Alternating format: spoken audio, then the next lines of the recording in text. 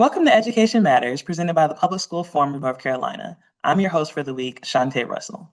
In this special edition episode, we'll be taking a look back at the Public School Forum's annual Eggs and Issues event, which was held on April 7th in Raleigh this year. Eggs and Issues is held at the beginning of each legislative session so that the forum can share our policy agenda for the upcoming biennium. This year is a short session, meaning that the top issues focused on measuring progress toward the issues named in 2025. In this episode, you'll hear status updates on these issues, as well as analysis of the recent Leandro V ruling from legal expert Ann McColl. Thank you for tuning in. Hopefully you'll learn something new and share what you learn within your community. And I'd like to just start off with sharing a few examples of how awesome our public schools in North Carolina are. Just last week, DPI announced that more than half of our public school students completed at least one college-level course while still in high school. Nearly 23,000 public high school seniors accepted direct admissions offers from North Carolina colleges and universities through the NC College Connect program. The North Carolina Community Schools model, which you'll hear more about later today, has expanded to serve students in 42 schools across 23 districts across the state, including the entire Sandhills region. And we'll be expanding to more next year. North Carolina is a leader in the country, both in the number of CTE credentials earned and the number of national board certified teachers. Yeah. And just yesterday, a North Carolina public school graduate and NC State alum, Christina Cook, became the first female astronaut to fly around the moon.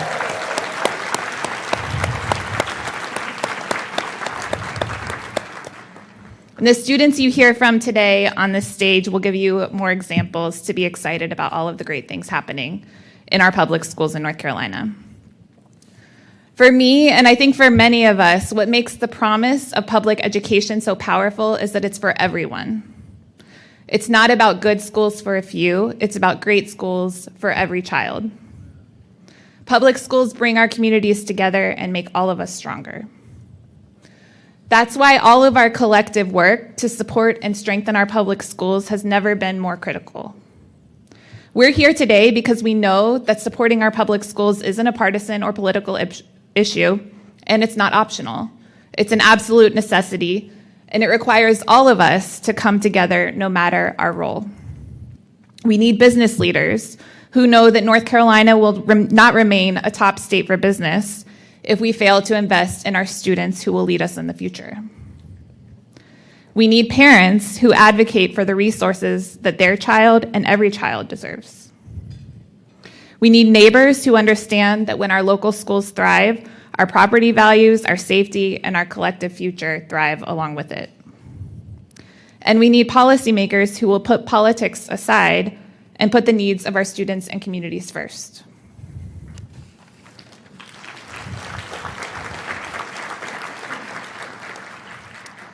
So today we'll share some data and policy recommendations, and then you'll hear from policy leaders, educators, and students about all of the great work happening in our schools and what is needed to help them be successful.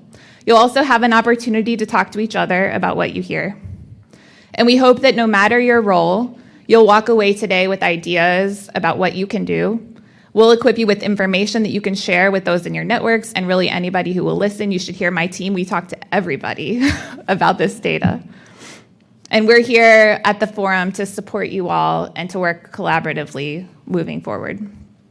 So with that, I'll jump right into our top education issues. Behind our top education issues, at the core of all of the work that we do at the forum, are a set of priorities that guide the development of our policy agenda. While our top issues may change each biennium, these 5 priorities, which I'm not going to read out, but you can see on the screen, remain a consistent foundation. As those of you who have been with us before know, the top education issues outline the forum's policy priorities for each legislative biennium. Our issues are not meant to be exhaustive of everything that is needed for public schools, but they guide our advocacy and policy agenda. We release an updated set of priorities at the start of each long session, and then share progress on these priorities at the start of each short session. Those of you in the room may have lost track of where we actually are in the sessions right now, but I'll remind you that technically speaking, we are approaching a short legislative session and are in the second year of the biennium. So it's time to share an update on progress made. So I'm going to give a fairly quick update on these measures this morning so that we can get to our student and educator and policymaker discussions. But the full details are in the handouts on your table, and you can also find the publications online. So for 25-26 or 25-27, we had 4 overarching top issues with specific recommendations under each. Number 1, ensure our school funding system is equitable, adequate, and flexible enough to meet students' unique needs. 2, make educator pay competitive in North Carolina with a goal to reach the national average by 2030.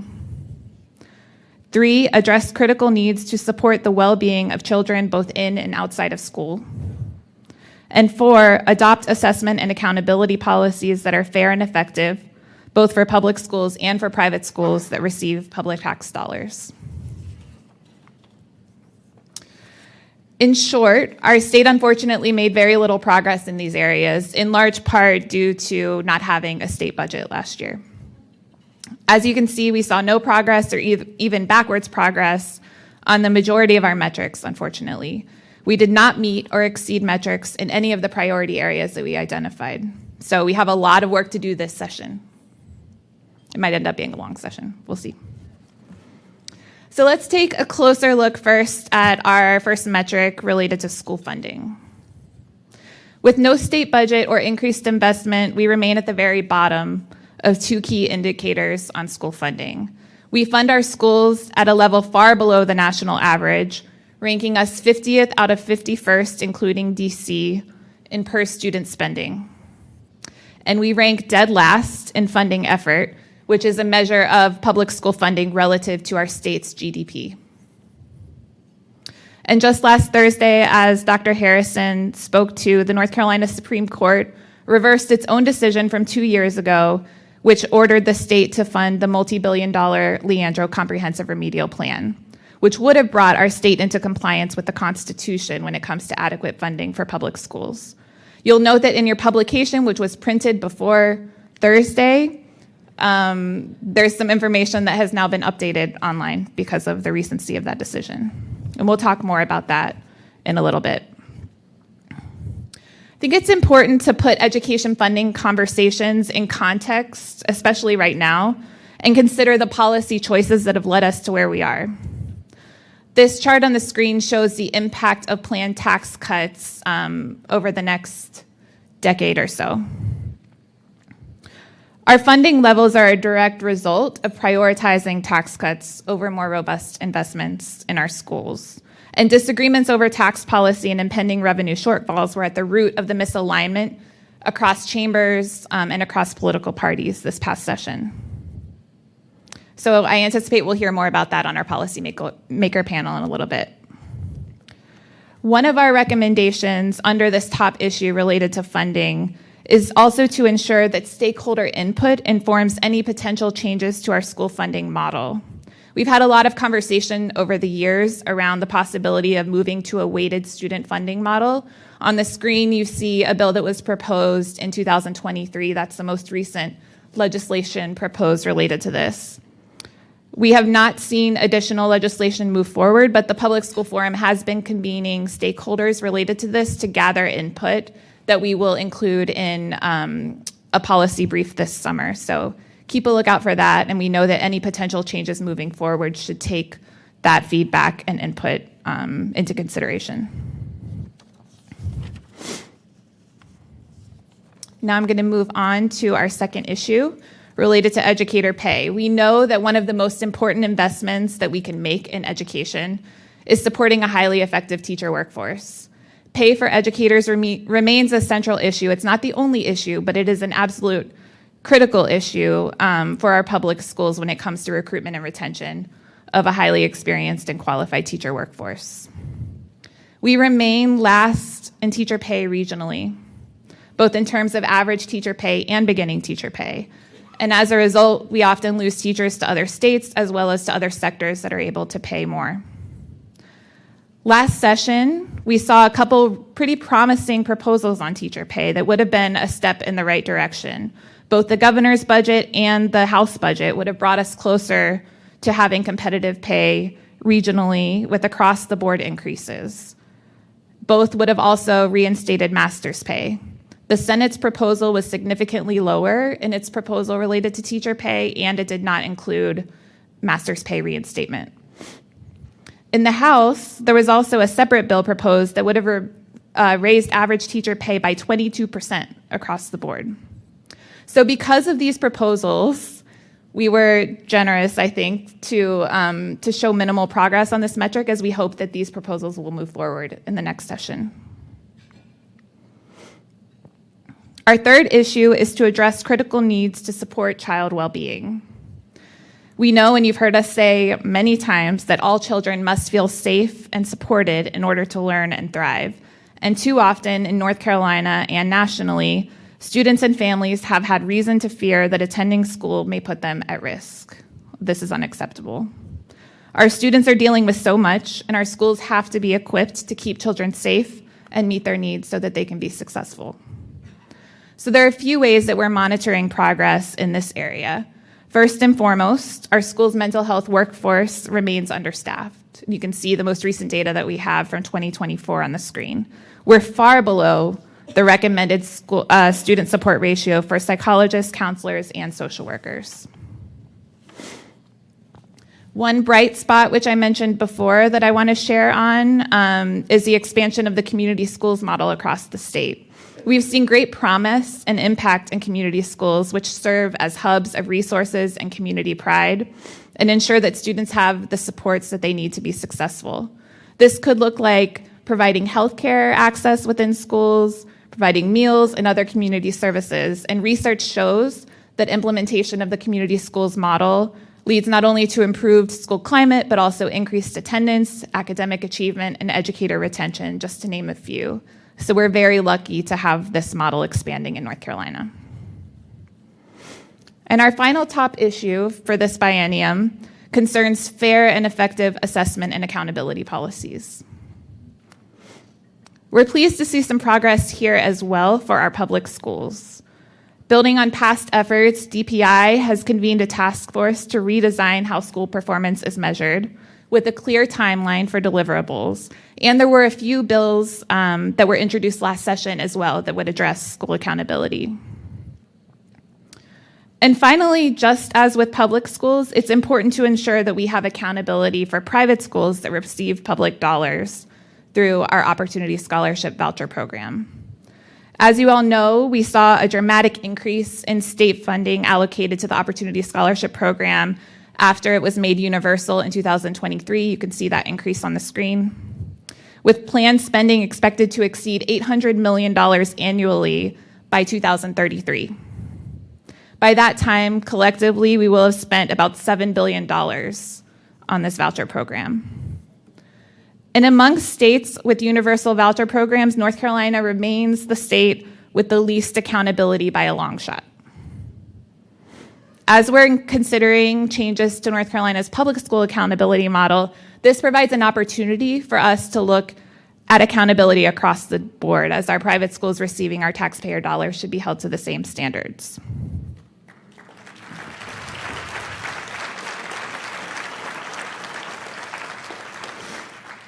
We did see multiple bills introduced last session as well to address private school accountability. So we urge our lawmakers to move forward with those in this short session.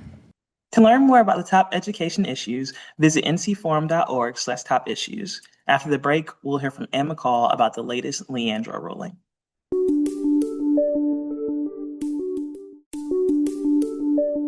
So I want to invite Ann McColl to join me on stage for a little cameo. Many of you know Ann. She's an experienced education lawyer and constitutional scholar who the Forum was lucky enough to have as our interim CEO for much of the past year. And Ann is one of the leading experts on the Leandro case. So after the ruling last week, she read all 244 pages pretty quickly. And we knew that this would be top of mind for those of you in the room. So Ann was gracious enough to join us, and she'll come and say a few words about what's next and the implications of the case. And I also just want to shout out before Ann takes over that our friends at Every Child in C, who are at a table back in the room, are also hosting an event tomorrow at 9 a.m. that will go into more depth. So if you'd like to check that out, go see them in the back and get your information. Thank you all so much for being here.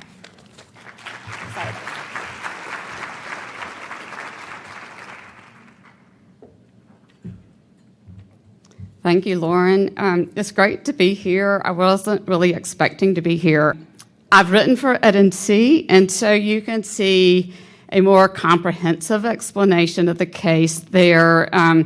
My article explaining it was on Thursday, and then last evening they published my commentary. So those things that they wouldn't let me put into a news piece, I got to finally put in somewhere else. So this will be short.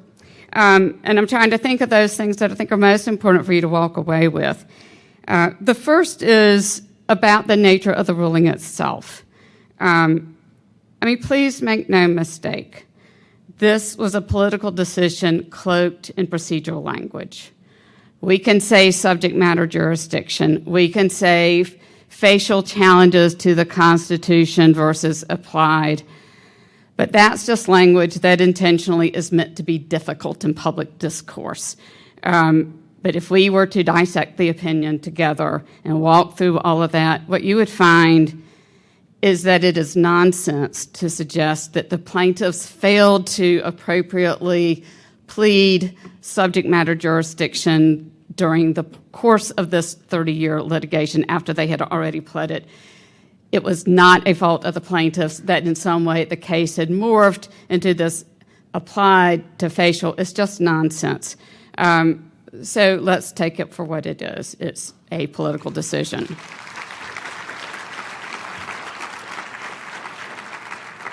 There is one aspect that we're all going to have to learn about this case. We are used to talking about a court reversing a prior opinion. In more dramatic circumstances, a court will justify overturning precedent or stare decisis. That is not what happened here. What they used in their holding was they claimed that all court decisions since July 2017 are void ab initio. Now, does that sound more like something from Hogwarts? And so it really does have a bit of that sorcery to it. That what it means in this Latin phrase is that it is as if it never happened, right? It's as if we're going to pretend, or we might say we're going to erase the history of this case since 2017. It feels like it is part and parcel with the fact that in this case, unlike all the others, they refused to name the trial court judges who moved this case forward. So I want to say their names here. There is, of course, Superior Court Judge Howard E. Manning, Jr., a stunning example of dedication to students in North Carolina.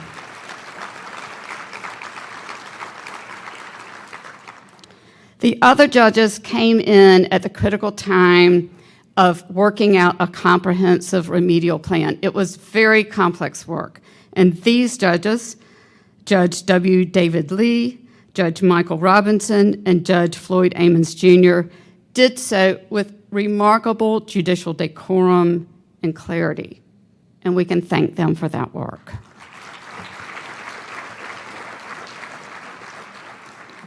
And I encourage you, instead of allowing this erasure, to allow time to talk about Leandro.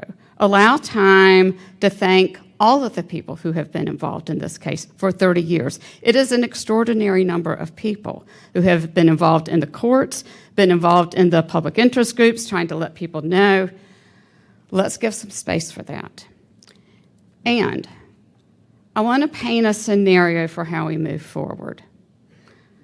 So imagine that there is this loose network of lawyers, private attorneys, lawyers that work for nonprofit organizations, lawyers that are professors at university law clinics like at Duke or Campbell, and they are working together on litigation across North Carolina that's going to hit different constitutional issues.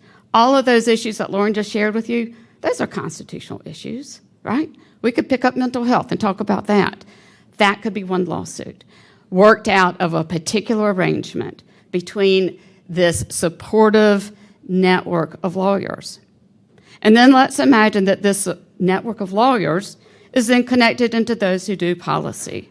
That's not hard, given that some of the nonprofits, like the Justice Center, have lawyers and people in policy. The Forum is now deeply committed to this work.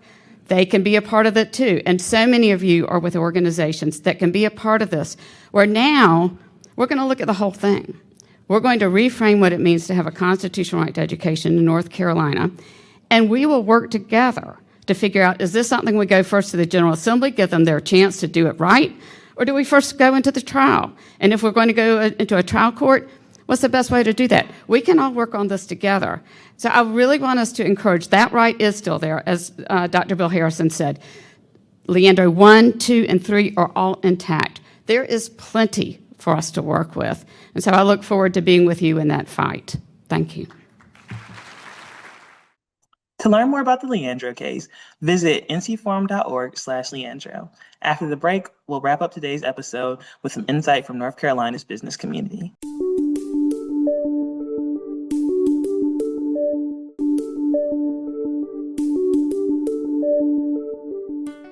Why should business leaders care about local public schools? I, as a business leader, and a parent that has a child that went through public schools, I am looking for public schools to get my next employee ready for that job. They're the starting point. Public schools are the starting point for that person. I have an intern program that I use every year as a financial advisor, and I hire interns for the summertime or for the year that are either high school students who have graduated looking to get into the business world, or College of Business students in East Carolina that are looking to get into the business world in the finance space. So I need public schools to get them to the point where they are useful for me and useful for themselves to grow. Well, I feel that business leaders should care about public schools because it builds a pipeline for the communities when businesses support public schools. It also can be a pipeline for employment for them investing in the schools. And plus, I think it just builds more relationships when businesses are in school, first and foremost for them, because people see whether it's banners or them in the schools working, and then they also may see students out doing mentor type work or co-op work, as I'm used to seeing when I was in school with those businesses. So I think it becomes a win-win situation for businesses when they can work in public schools. And for many businesses, if they ever really be truthful about it and look back, their careers probably started in public schools because we didn't have all of the different platforms of education now that we have that exist across the spectrum with charter schools and schools of choice. So I just feel that businesses can play a vital part in the success of communities being economically more impactful. Thank you for taking the time with us to learn and think about education. That's all for today, and next week we'll be back with more from Eggs and Issues 2026.